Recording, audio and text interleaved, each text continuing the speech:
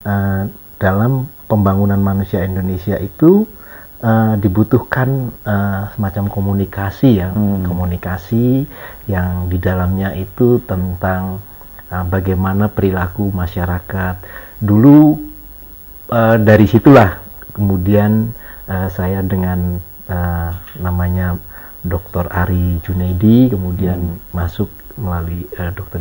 Ari Junaidi, mantan staf khusus.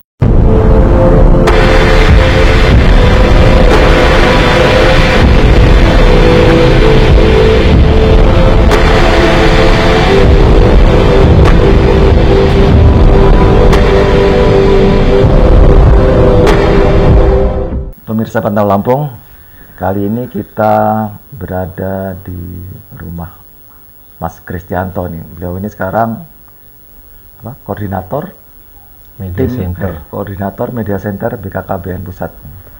Ini sebetulnya teman lama ini dulu sama-sama kita di Lampung Pos ini kan.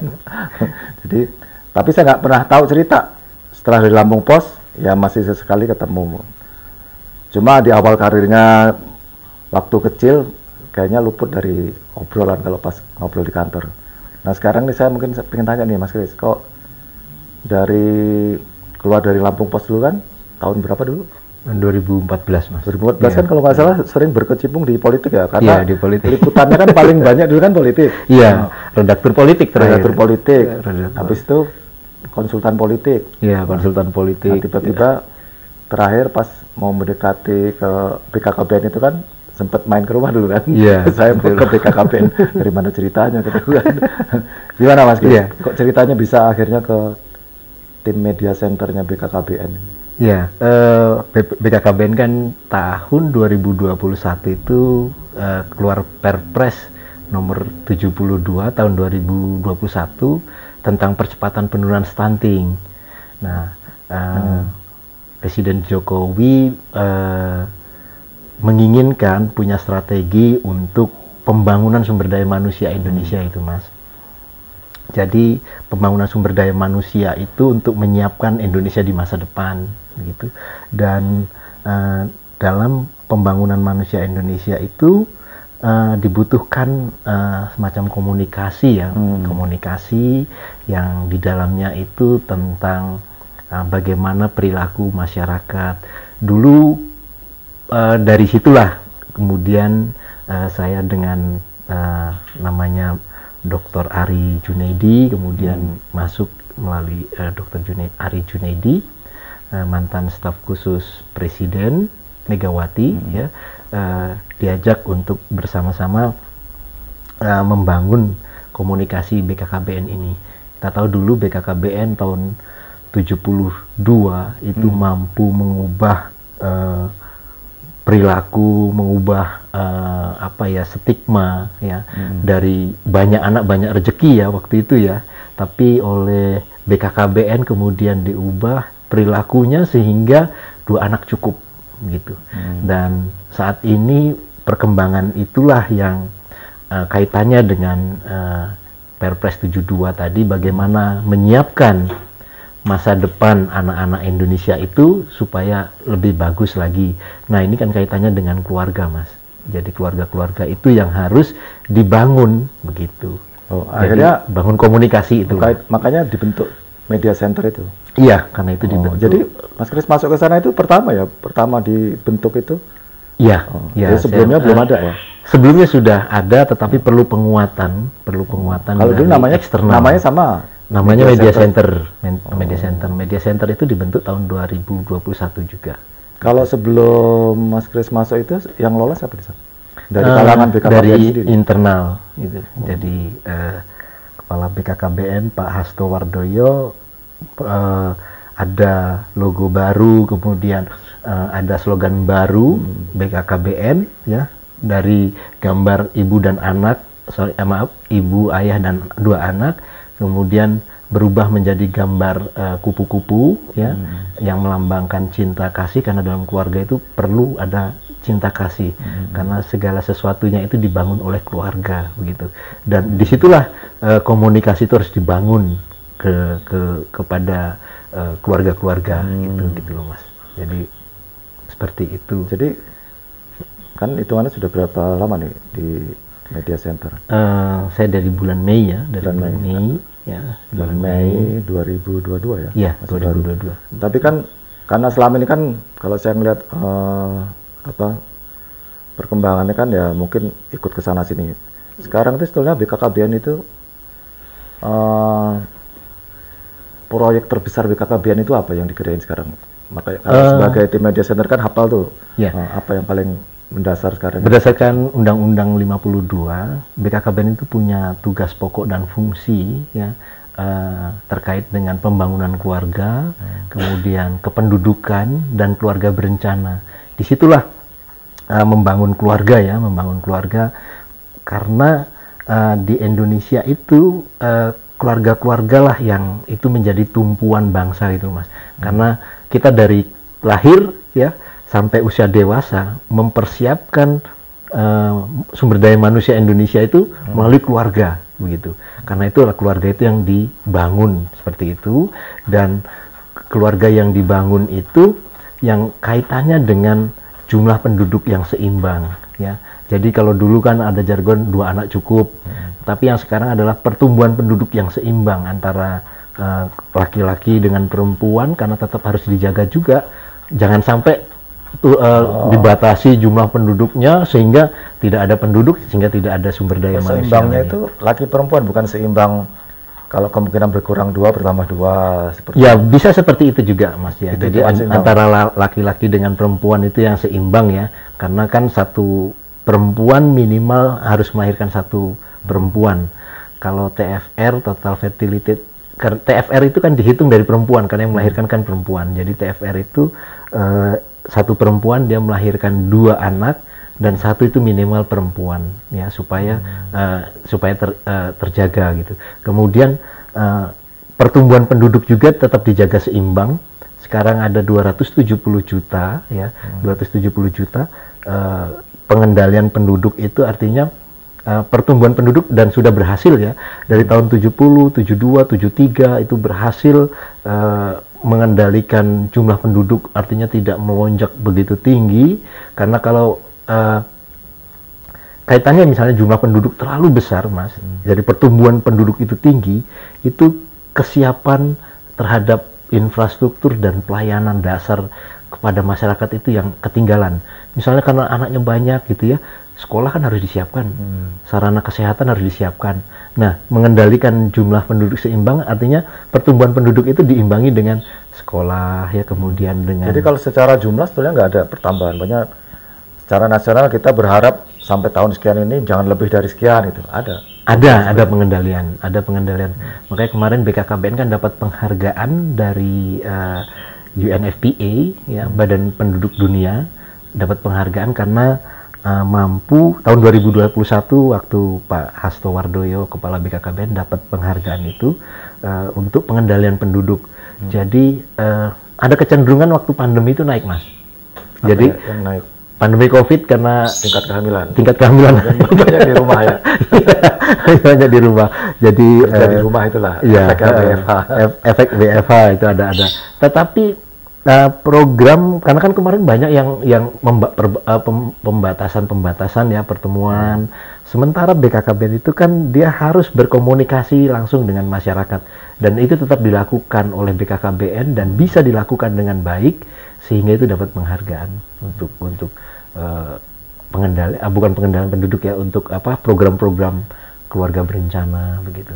Jadi kalau hitungannya sebetulnya BKKBN itu kan dari zaman Orde Baru dulu ya, mulai dari yang paling mendasar dibanding dulu apa? Dulu 2 anak cukup, sekarang seimbang. Tapi prakteknya apa nggak mirip itu? Pertumbuhan penduduk seimbang itu kan sekarang harus dibarengi dengan kualitas Mas. Dengan kualitas ya.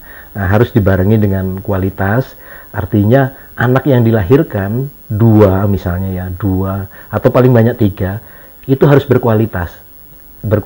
Nah, inilah yang dilakukan pembangunan keluarga itu di situ BKKBN. Artinya bukan hanya 2 begitu saja, tidak, tetapi 2 ini memang betul-betul punya kualitas sumber daya manusia. Berdasar apa? Pendidikan atau dari IQ ya, dari perkembangan kognitif di si balita ini.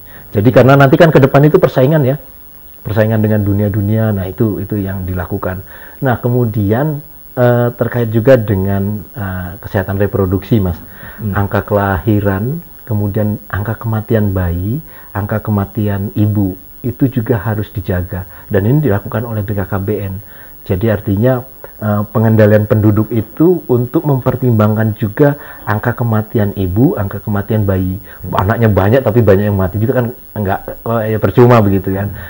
Angkanya kelahiran tinggi, kemudian angka kematian ibu juga tinggi. Nah, itu harus dijaga terus, dan BKKBN melakukan tugas-tugas itu gitu loh. Jadi menekan seminimal mungkin angka kematian balita, bayi, dan juga menekan angka kematian ibu. Kalau yang sekarang kan masih yang tertinggi itu di Papua. Kalau kita melihat angka harapan hidup ya, penduduk di Indonesia ini kan makin lama umurnya itu makin panjang ya malah. Iya betul, Mas. Itu mempengaruhi jumlah penduduk juga artinya kan. Artinya yang bertahan itu makin banyak kan. Artinya kalau kelahirannya besar juga, jadi dari atas naik, dari bawah juga naik gitu kan. Itu diperhitungkan dengan yang di atas juga ya. Iya. Artinya itu dikendalikan, makanya di program yang di BKKBN itu namanya Bangga Kencana, Pembangunan Keluarga, Kependudukan dan Keluarga Berencana, Mas. Jadi di dalam keluarga itu ada anak-anak ya, kemudian ada orang tua, kemudian ada kakek nenek begitu ya, dan itu dihitung keluarga. Kalau jumlah keluarga di Indonesia sekarang ada 71 juta keluarga, Mas. Jadi dari 270 juta penduduk Indonesia itu yang masuk dalam entitas keluarga itu ada 70 jutaan keluarga ya. Tetapi ini ada pendataan-pendataan lagi. BKKBN selalu melakukan pendataan keluarga tiap 5 tahun. Karena itu amanat undang-undang juga. Jadi tiap 5 tahun dilakukan pendataan keluarga. Jumlah keluarga di Indonesia itu ada berapa. Dan tiap tahun itu ada dimutakhirkan, Mas. Jadi pemutakhiran data BKKBN. ada pemutakhirannya.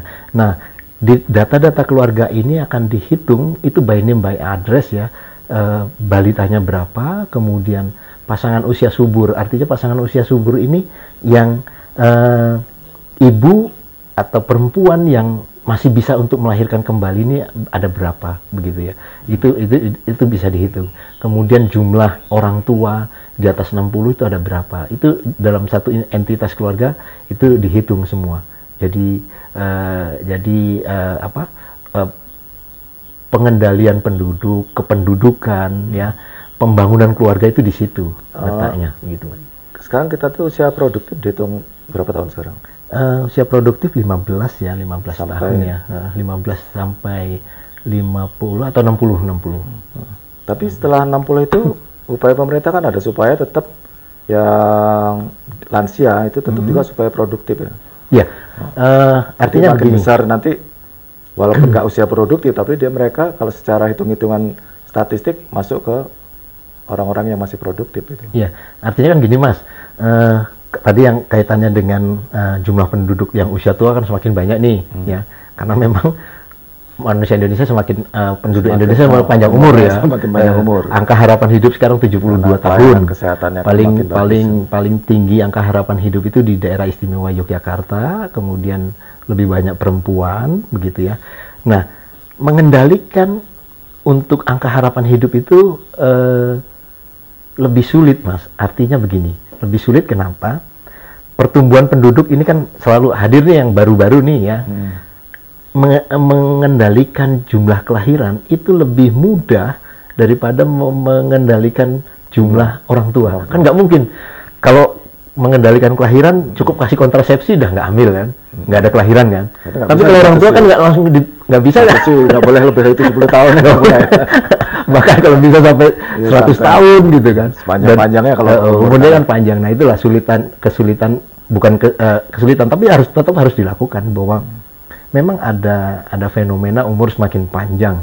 Dan keluarga selalu berharap semoga panjang umur, setiap pertambahan usia selalu katakan panjang umur begitu ya. Dan tidak ada pembatasan untuk usia panjang umur, Mas. Tidak ada pembatasan. Tetapi kalau untuk kelahiran bisa dibatasi dengan Tapi pemerintah kan keluarga. nggak menganggap bahwa panjang umur itu jadi masalah kan, justru memang justru di Nah, disitulah peran BKKBN ya, ada untuk pembinaan lansia.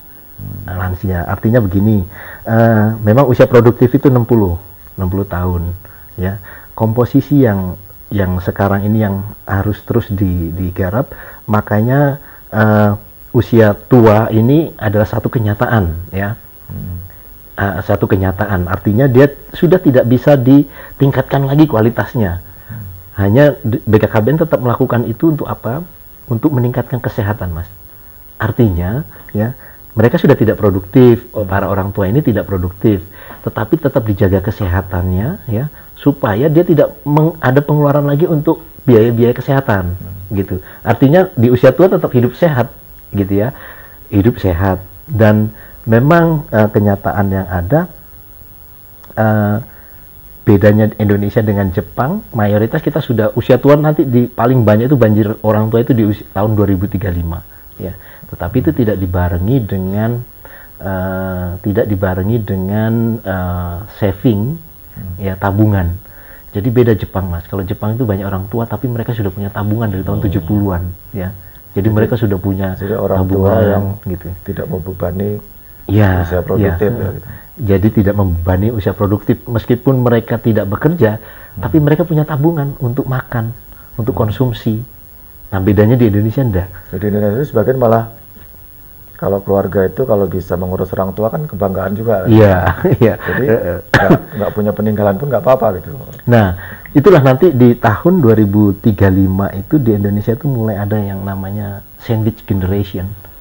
Apa itu? Sandwich generation itu anak-anak muda yang produktif, dia membiayai hidup orang yang tidak produktif, termasuk orang tua. Jadi sandwich generation seperti itu. Jadi paling nggak kaitannya ya mengurangi angka pengangguran dong berarti ya. Iya, betul. Kalau dari orang tua kita nggak bisa berharap kan, ya susah kan kita. Jadi Iya.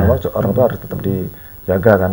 Cara menaikkan angka produktivitas dari mengurangi jumlah pengangguran paling salah satu. Iya, begitu Mas. Makanya kalau tadi Mas Iskak tanya, kok bisa masuk ke BKKBN? Nah, setelah saya diperkenalkan begitu, kemudian saya pelajari, rupanya BKKBN itu tugasnya sangat vital sekali, ya, karena dia mengurusi dari kehamilan sampai orang tua itu diurus, Mas.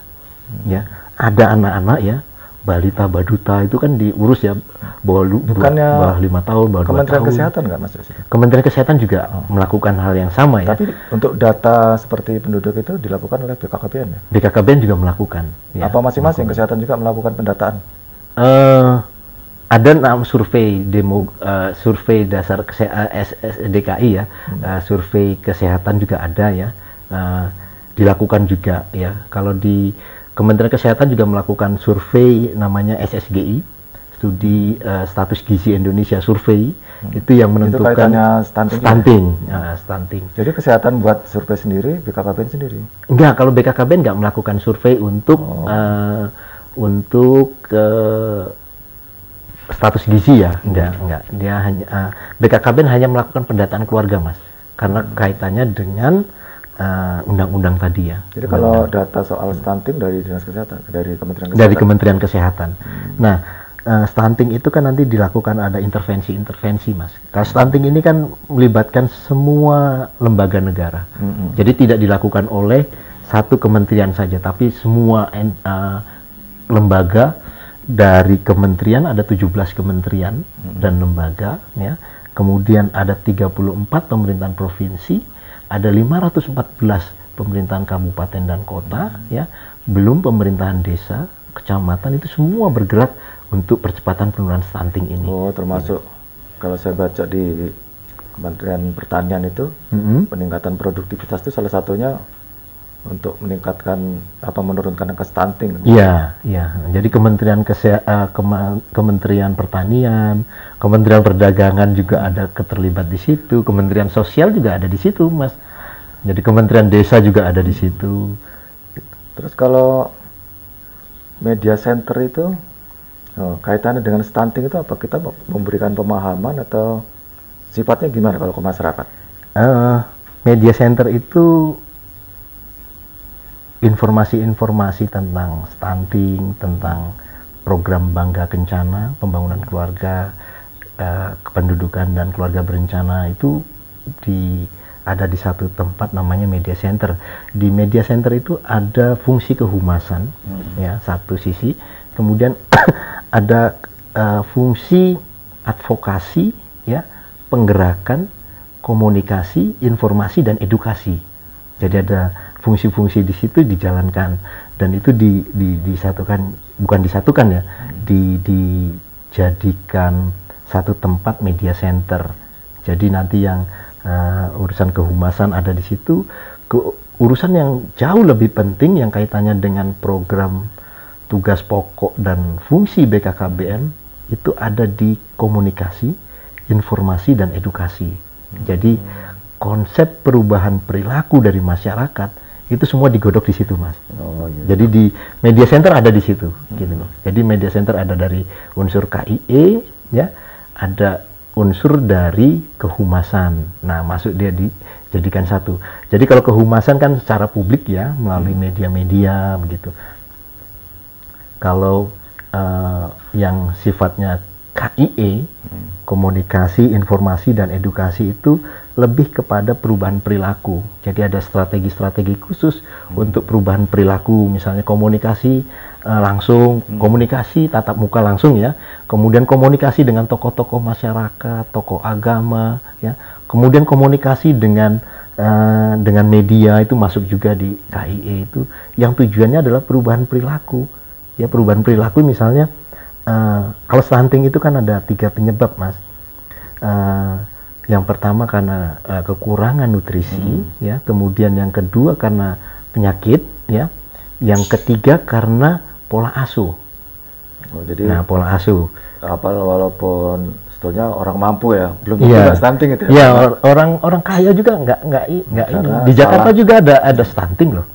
Angka di Jakarta sekarang Jakarta itu kedua di Indonesia. Jakarta pengangguran juga banyak. Karena kaitannya dengan penyakit ya, Mas ya, misalnya itu lingkungan berpengaruh ya, sanitasi, air bersih itu berpengaruh. Di Jakarta misalnya daerahnya kumuh, bisa saja menyebabkan anak itu sakit ya, diare berkepanjangan sehingga dia kekurangan nutrisi. Bisa menyebabkan stunting kalau diare terus begitu kan, dia nutrisinya kurang padahal dia butuh begitu. Nah, kaitannya dengan pola asuh misalnya, bagaimana si ibu itu harus memberikan ASI eksklusif dari 0 sampai 6 bulan ya, harus diberikan. Kemudian bagaimana seorang ibu itu dari 6 bulan sampai umur 24 bulan itu harus diberikan ASI, ditambah dengan makanan pendamping ASI. Ya, jadi ASI itu sangat perlu, Mas. Jadi yang paling utama, yang paling penting itu ASI, Mas. Bukan susu-susu yang lain ya, bukan susu-susu botol, susu kotak, susu kaleng, itu jangan. ASI. Jadi yang pertama adalah ASI. Gitu. Nah, perubahan perilaku seperti itu yang dikampanyekan oleh BKKBN. Ya. BKKBN kan punya kader untuk biasanya kalau untuk perubahan perilaku. BKKBN itu berbarengan nggak sama dinas kesehatan segala macam? Ya, berbarengan ya. Karena memang bekerja itu kan kolaborasi, Mas. Jadi akhirnya tiap media center itu bisa tahu semua kegiatan dong, karena semua informasinya akhirnya sebagian besar masuk ke, harus diketahui oleh di media center kan ya? Ya seperti itu ya. Kalau misalnya kita tidak tahu informasi, biasanya kita langsung ke komponen terkait ya, atau direktorat terkait misalnya, seperti itu. Jadi misalnya masalah kependudukan, ada direktorat yang menangani kependudukan ya, kemudian yang menangani balita, bina keluarga balita, kesehatan reproduksi ada. Nah, kita di media center itulah yang menunjukkan, oh ini loh bagiannya seperti ini. Terus kalau di daerah-daerah kaitannya dengan media center gimana itu hubungannya? Kalau media center di daerah-daerah ya dibentuk berdasarkan dari dari daerah-daerah itu juga ya. Artinya dari orang-orang BKKBN setempat aja yang membuat ini. Tapi ya unsurnya tetap dari humas, dari KIE. Kalau di daerah itu admin, advokasi dan penggeraan informasi ya. Advokasi, penggeraan dan informasi. Informasi itu mencakup 3 hal tadi, komunikasi, informasi dan edukasi gitu. Jadi kalau sekarang di seluruh provinsi di Indonesia ya, daerah mana yang menjadi sorotan dari BKKBN yang perlu perhatian khusus? Soal- Atau memang sudah semua mengarah ke perbaikan semua sudah urusan stunting? Kalau stunting kan ada 12 provinsi prioritas mas untuk 12. stunting ya, karena prevalensinya di atas 30% ya. Pertama NTT, kemudian NTB, Aceh ya, kemudian Sulawesi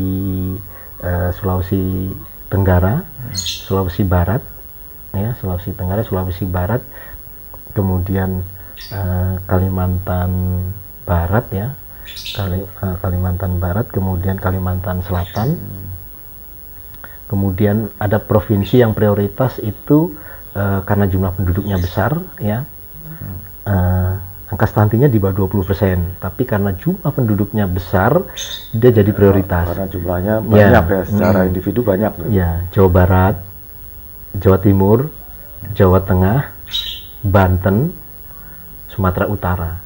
Ya, Sumatera Utara. Jadi yang masuk prioritas di Sumatera itu ada 2. Sumatera Aceh dan Sumatera Utara. Lampung enggak ya? Lampung enggak? Lampung itu termasuk Alhamdulillah bagus berarti. 2022 ini angka stuntingnya turun mas 15,6%, 15%, terendah ketiga. Turun Terendah jadi ketiga. 15-an. Iya. Dari 18%. oh, lumayan banyak ya. Ya. Biasanya Lumayan stunting banyak. itu karena ini ya terkaitan ya. Kalau pendidikan biasanya korelasinya berbanding lurus ya. Pendidikan bagus, stuntingnya biasanya turun. Ya, ada juga pengaruh ya. Karena tadi yang saya sebutkan kan tadi ada 3 penyebab tadi ya. Nutrisi ya, kekurangan nutrisi, kemudian kekurangan karena kesehatan ya, karena faktor lingkungan ya, kemudian karena faktor pola asuh. Orang berpendidikan juga kalau pola asuhnya nggak bagus bisa juga anaknya stunting. Atau karena misalnya karena ada sakit tertentu gitu. Makanya kalau di BKKBN itu kan saling berkaitan mas.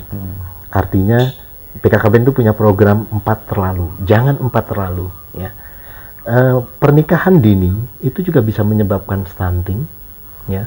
Kemudian yang kedua, meningkatkan risiko kematian ibu dan bayi ya, pernikahan dini. Makanya di dia bawah umur berapa tahun itu? Di bawah umur 20 tahun. Di bawah 20 Ya. tahun. Nah, jadi yang kehamilan yang paling sehat untuk perempuan itu 20 tahun. Karena saat anak remaja ya, atau perempuan yang hamil di bawah usia 20 tahun itu, karena kehamilan, begitu hamil maka pertumbuhan tulang itu berhenti mas. Pertumbuhan tulang berhenti. Karena apa? Karena kalsiumnya diambil oleh si bayi. Padahal dia masih masa pertumbuhan harusnya. Dia karena itu anak perempuan yang di bawah umur ini dia akan berhenti gitu, karena itu sangat berbahaya. Kemudian ukuran panggul perempuan sebelum 20 tahun ya itu juga belum 10 cm. Padahal bayi yang dilahirkan, kepala bayi itu di bawah 9,8 cm. 9,8 cm. Jadi kalau panggulnya masih 9 cm, bayi yang dilahirkan 9,8 cm, tentu lebih besar bayinya kan, risiko kejepit tinggi. Tapi gitu. sebetulnya di Indonesia ini untuk perkawinan itu ada aturannya nggak? Ada. Minimal gitu. Sekarang kan 19 tahun ya. Angka pernikahan di Indonesia itu 19 tahun. Makanya BKKBN kan kerjasama dengan Kementerian Agama untuk mempersiapkan kelahiran. Ya, tadi saya katakan ada 4 terlalu tadi mas, jangan 4 terlalu ya, terlalu dini. Ya. Kemudian yang kedua yang risiko stunting dan berisiko untuk apa? Terhadap bayi dan anak itu, pertama terlalu dini ya, jangan terlalu muda perempuannya. Kemudian yang kedua itu jangan terlalu rapat jaraknya mas. Jadi jarak kelahiran. Jadi kalau anaknya 3 ya, itu jaraknya 3 tahun. Jadi umurnya masing-masing itu paling dekat itu 3 tahun. Paling dekat. Nah, paling dekat itu 3 tahun. Karena yang 2 tahun kan dia untuk menyusui. Kalau dia 1 tahun, anaknya pasti nggak disusui. Nah, itu risikonya kan. Terlalu jauh juga susah ya. Ya, kemudian yang jangan terlalu banyak mas. Ya kalau terlalu banyak yang kaitannya dengan seimbang tadi kan. Iya, jangan terlalu banyak, artinya gini, kalau dia melahirkan terus saja, Sekarang si ibu nggak bisa produktif kan? Terlalu banyak sekarang berapa? Ada imbauannya nggak? Gimana? Salah satunya jangan terlalu banyak. Ada batasan nggak? Kan kalau ngeliat seimbang tadi kayaknya belum dibatasi. Kalau kita pertumbuhan penduduk seimbang kan artinya 2 orang suami istri digantikan oleh 2 orang yang berkualitas, begitu ya. Yang lebih berkualitas, kelahiran balita. Pembatasan itu kaitannya dengan hak asasi manusia, Mas. Kalau 3 ya harus berkualitas semua. Iya. Kalau banyak nanti 3, iya, 1 nggak berkualitas, nah, itu jadi beban. Itu orang tuanya sudah tua banget kan.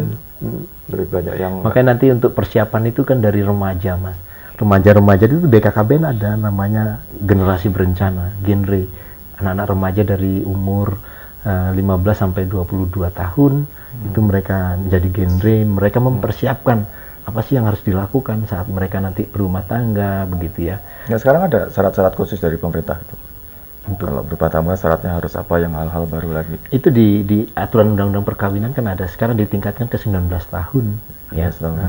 Jadi kalau dari sisi sebenarnya kan ini antara kaitan dengan aturan, ya, kemudian dengan kesehatan, Mas. Dulu kan ada kalau ini harus nanam pohon, kalau di tempat-tempat syarat-syarat yang di luar itu loh maksudnya. Nah, itu aturannya dari Kementerian Agama mungkin ya. Kementerian Agama ya. Dari Kementerian Agama. Dan BKKBN sudah bekerja sama dengan Kementerian Agama itu untuk syarat pernikahan itu digunakan aplikasi LC-Mil.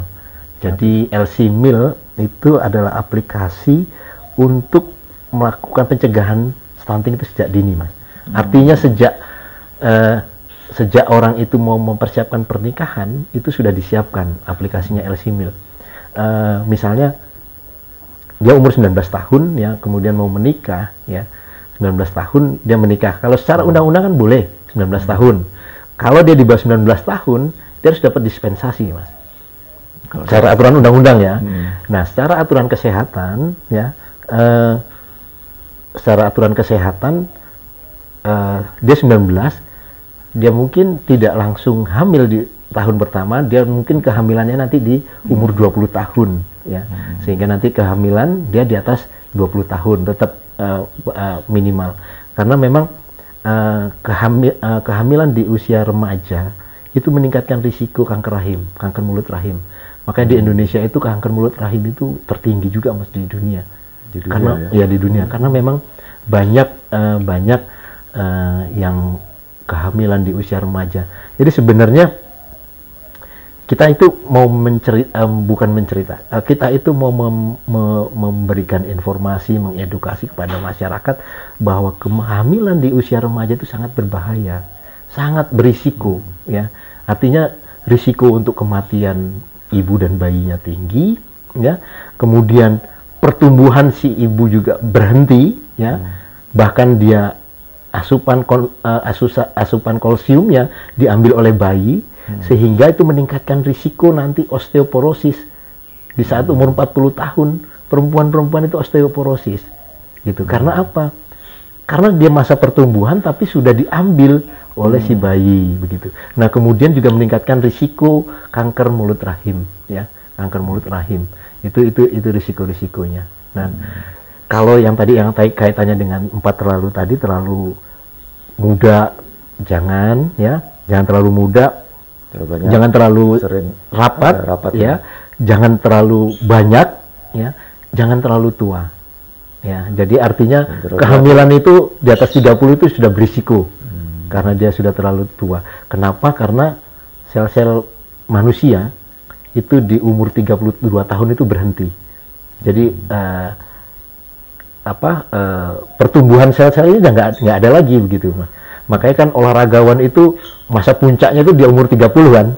Olahragawan itu 30, 32 karena dia sudah tidak ada sel-sel yang tumbuh, ya tinggal rontok aja udah masuk usia tua. Di atas itu ya segelintir lah ya yang bisa. Ya mungkin dia harus pakai suplemen khusus ya. Seperti itu. Jadi memang kalau di Media Center BKKBN itu perubahan perilaku ya. Perilaku kepada masyarakat, kita edukasi ya. Artinya BKKBN ini tidak punya tidak punya, beda dengan badan lain misalnya BMKG itu badan juga kepemerintahan, dia melakukan kegiatan itu berdasarkan alat-alat mas ya. Kalau BKKBN kan tidak ada alat, dia hanya komunikasi, informasi dan edukasi ya. Alatnya alat kontrasepsi aja. Dan kita ajak gitu loh untuk melakukan ya perubahan-perubahan perilaku kehidupan, kemudian menyiapkan masa depan gitu. Mas dulu kan lebih banyak di bidang politik kan.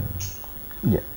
Agak lama malah ya setelah di Desa-Lampus dulu megang politik, keluar juga masih urusan politik terus ya. Agak nggak canggung nggak tiba-tiba ngurusin soal ya bicara soal kehamilan, soal di BKKBN. Apa yang bisa dipelajari dari BKKBN itu? Sebenarnya kalau program-program BKKBN itu kan juga ada kaitannya dengan ya yang kalau saya lihat ya mas ya, politik itu kan mengajak ya kita melakukan sesuatu hal ya untuk secara bersama-sama. Nah itu kan politik ya, artinya mempengaruhi orang lain gitu. Nah di program BKKBN itu ada unsur-unsur seperti itu, mengajak untuk berubah perilakunya, bagaimana mengasuh anak begitu ya. Sama-sama ngajak berubah perilaku lah. Iya, sama-sama mengajak perubahan di perilaku. Dan sekarang kan ada dari Kementerian Dalam Negeri untuk kepala daerah itu harus ada target untuk percepatan penurunan stunting. Di anggarannya juga seperti itu, dari Kementerian Keuangan juga sudah melakukan hal-hal seperti itu. Karena apa? Stunting 21,6%, artinya dari setiap 100 anak Indonesia itu yang stunting, stunting sekarang itu ada 22 ya. Artinya apa? Dari yang setiap kelahiran sekarang 100 itu 21 udah kepotong ini untuk stunting. Karena stunting ini dia tidak akan berkembang ya. Jadi dia akan bodoh gitu mas. Jadi tidak hanya sekedar tubuhnya pendek, tetapi juga otaknya juga tidak berkembang, sehingga dia kalah bersaing di masa depan gitu. Mas, kalau di Bali itu kan, ini mungkin kaitannya budaya ya. Di Bali itu kan nama-nama itu kan berurutan ya. Kalau kita dulu pakai 2 anak, 4 anak, apa bisa diterapkan nggak kalau di Bali itu? Fakta yang sekarang itu loh maksudnya. Bisa loh, Bali itu angka TFR-nya rendah. Jadi kalau 1,98 nama Bali itu kan biasanya sampai 4 balik lagi gitu kan. Nanti sampai itu kan ukuran rata-rata ya mas ya. Ukuran rata-rata. Artinya ya ini kalau ini persepsi saya ya. bukan kebijakan ya. Ini persepsi saya. Ada satu keluarga yang anaknya 2, tapi ada satu keluarga yang anaknya 5, ya udah. Jadi tetap ada gitu. Tapi faktanya di sana juga nggak terlalu tinggi ya pertemuan gitu. Iya. Yang 4 ke atas itu juga jarang ya. Jarang. Karena TFR terendah itu pertama di Jogja, kemudian yang kedua di Bali. Stunting terendah itu juga ada di Bali mas. Sekarang Bali itu 8%. Udah sama dengan negara-negara lain. Singapura itu 6%. Jogja berapa tadi yang terendah? Jogja TFR ya. TFR. Total fertility rate ya rendah ya Jogja, karena mungkin kota terpelajar ya mas ya. Karena memang kecenderungan untuk tidak punya anak itu di kota ya. Kemudian pendidikan pengaruh ya, karena sibuk bekerja gitu ibunya, sehingga dia tidak, udahlah saya nggak usah ngurus anak lah gitu. Nah seperti itu. Kemudian pola pikir yang dia mau sekolah terus begitu kan, karena terpelajar sih mau sekolah terus, sehingga dia tidak punya anak, sehingga TFR-nya rendah, karena itu rata-rata. Kalau keluarga dulu berapa? Keluarga? Saya kalau saya ya belum KB dulu orang tua. Dulu belum KB ya. Berapa? Anak ke-7. Bukan bungsu ya? Bukan. Masih ada lagi. Ya. 7-nya masih belum bungsu. Lahir di kan Kalianda ya? Iya, di Kalianda. Di Kalianda. Palas. Di Palas. Termasuk SD di situ. Ya, SD sampai SMA juga di Kalianda, di Palas ya. Dulu kuliahnya? Kuliah di Unila mas, saya di ekonomi malah. Jadi memang zigzag ya. Habis ekonomi terus ke politik. Kemudian sekarang ke urusan KB, demografi ya, kependudukan. Kuliahnya sih KB apa? Ya, memang penyuluh KB itu kan ada yang dari komunikasi, ada yang dari bidan begitu. Dan BKKBN itu punya kader Oh, punya iya. Itu kader ya 1,2 teman saya di Fakultas juta. Pertanian malah kepala BKKBN kan iya. contohnya kan Iya. pertanian. Dari pertanian di BKKBN. Artinya ya kemampuan untuk mempengaruhi orang itu yang Tapi dulu tamat kuliah langsung kemana dulu tamat kuliah? Pak, tamat kuliah saya waktu itu di Jakarta ya. Saya buka media sama teman-teman. Ya kaitannya dengan politik ya Mas. Jurnal Demokrasi. Oh, sudah urusan media massa dulu ya? Iya, ya, waktu itu sama teman-teman, tapi ya, teman-teman 98 ya. Sampai berapa lama waktu itu? Ya sampai tahun 2000 ya. 2000 saya kembali ke Lampung, kemudian buka usaha sendiri. Waktu itu masih komputer ya. Komputer. Maksudnya komputer? Ya perakitan begitu saya buka. Bukan rental bukan? Bukan. Tapi saya dengar sempat punya sekolah apa? Iya. Urusin sekolahan. Iya, sekolah. Punya yayasan ya. Saya sempat juga waktu itu nyambi Mas. Karena saya minta izin dari Lampung Pos untuk mengelola sekolah, diperbolehkan ya karena tidak menghambat waktu itu, dan memang Lampung Pos kan juga dulu ada pendidikan ya, konsen di pendidikan gitu ya, dan itu saya lakukan hampir 10 tahun Mas. 10 tahun ngelola sekolah? Iya, ngelola sekolah, jadi kepala sekolah di Palas juga ya? Iya, di Palas, Palas Lampung ya, Selatan. di SMK. Oh SMK ya, bukan SMA. Iya. Nah, saya BKKBN itu artinya dia tidak memiliki alat-alat yang dibuat manusia gitu ya, misalnya alat-alat untuk mendeteksi cuaca atau mendeteksi gempa begitu, dia tidak, tetapi dia punya instrumen-instrumen untuk perubahan pola pikir, termasuk di pendidikan itu ya, membangun kualitas sumber daya manusia, dan itu juga bisa didapatkan dari sekolah-sekolah itu Mas gitu. Jadi menyiapkan generasi masa depan. Bagaimana Indonesia ini sekarang ini kan ada di urutan 130 untuk IQ ya. Bagaimana meningkatkan di tahun Indonesia Emas di 2045 itu IQ-nya bisa naik begitu ya, rata-rata jangan 70 terus lah. Jadi lebih banyak ya. BKKBN itu fungsinya penyuluhan terus ya yang penyuluh. Karena ujung tombaknya adalah penyuluh. Ujung tombaknya adalah penyuluh. Dan sekarang untuk stunting itu BKKBN punya 600.000 tim pendamping keluarga namanya Mas. Itu ada 600.000. Itu dari kalangan mana sih? Tim pendamping keluarga itu ada 3 unsur ya. Yang pertama itu bidan desa, kemudian yang kedua PKK, kemudian yang ketiga itu dari penyuluh KB, kader KB. BKKBN punya 1,2 juta kader KB gitu ya, dan dikombinasikan dengan tim pendamping keluarga ada 200.000 tim pendamping keluarga di seluruh Indonesia, dan ini dilatih Mas. Jadi untuk tahun 2023 ini targetnya di bulan Maret itu sudah selesai semua dilatih tim pendamping keluarga ini. Dia dilatih untuk mendeteksi ya risiko stunting. Jadi bayi-bayi yang stunting. Tapi dia itu jadi tenaga punya BKKBN. Iya. Dia dari BKKBN dikelola. Artinya di BKKBN juga segala macam. Iya, untuk komunikasinya ya. Kemudian BKKBN itu punya namanya Dapur Sehat Atasi Stunting, Dashat ya. Dapur Sehat Atasi Stunting. Nah, Dashat itu dibentuk di desa, kelurahan. Nah, nanti yang didampingi adalah tim pendamping keluarga. Jadi tim pendamping keluarga ini mendampingi keluarga berisiko stunting, memberikan edukasi ya, memberikan arahan dan memfasilitasi ada keluarga berisiko stunting. Kalau saat ini Mas dari 71 juta keluarga di Indonesia, itu keluarga berisiko stunting itu ada 21 juta keluarga. Itu jauh lebih besar daripada Inggris. Belanda, lebih besar daripada Belanda, karena ini keluarga loh hitungannya. Itu potensi ya Mas ya? Iya, berisiko stunting.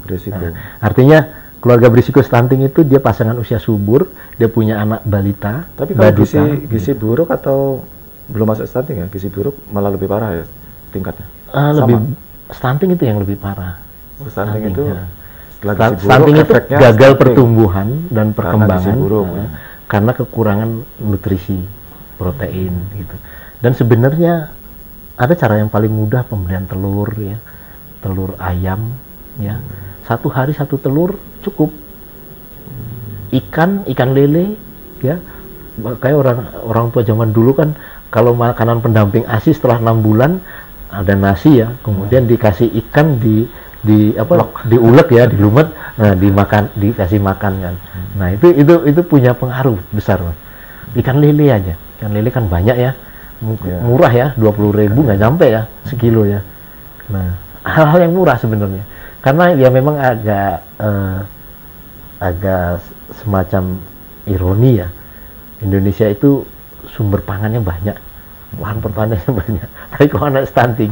Nah ini makannya cuma maunya yang mie apa ciki. Iya, makanya pola pikir dan perilaku orang tua itu harus diubah. Jangan hanya berpikir hafal, harga susu ini harganya sekian, padahal dia punya produksi susu sendiri. Udah dikasih aja susu itu. Bagaimana cara meningkatkan susunya supaya bisa mencukupi untuk anaknya? Ya dia bisa makan yang sehat apa begitu kan, dari sayuran. Tapi pola pikirnya udah kalau mau ke supermarket udah mikir, oh saya mau beli susu apa, jadi hafal label-label ya Mas ya. Merek-merek itu. Karena sekarang orang jualan untuk anak-anak itu kan promonya kan asal enak kan gitu. Iya. Terus ya rata-rata ya isinya cuma karbohidrat semua isinya. Oke Mas, udah cukup lama kayak ngobrol-ngobrol. Kalau tentang BKKBN kayaknya nggak ada habis-habisnya gitu. Iya. Terima kasih atas waktunya. Terima kasih Mas Iskat ya. Manfaatnya. Iya. Amin.